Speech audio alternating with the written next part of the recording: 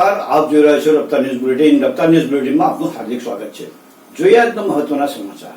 જંબુસરના મગનાથ ગામના 248 ગ્રામજનોનું તંત્ર દ્વારા રાહી કંપની ખાતે કરાયું સ્થળાંતર.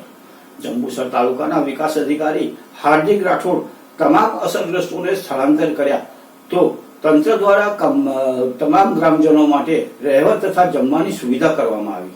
તો આવો જોઈએ આ એક રિપોર્ટ. ઢાઢર નદીના પાણી નદી કિનારાના નીચાણવાળા વિસ્તારોમાં પ્રવેશતા તંત્રએ સાવચેતીના પગલાં લીધા.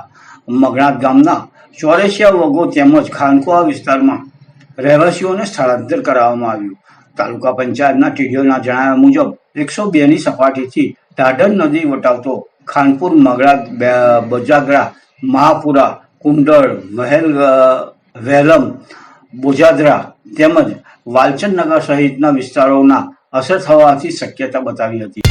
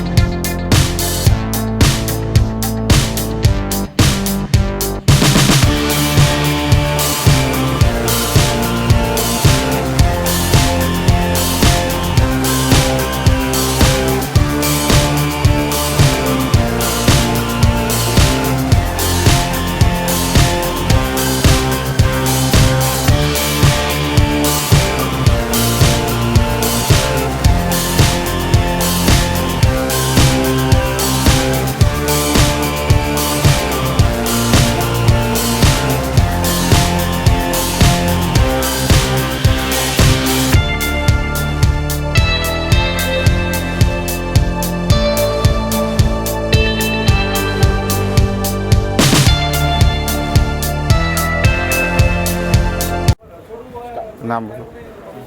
મારું નામ મુકેશ કુમાર ભૈલાલભાઈ સિમર છે. હું અહીંયા ખેડૂત છું. અહીંયા બધા આખા વિસ્તારમાં પાણી આવી ગયેલા છે અને બધા મકાનોમાં બી પાણી ભરી ગયેલા છે.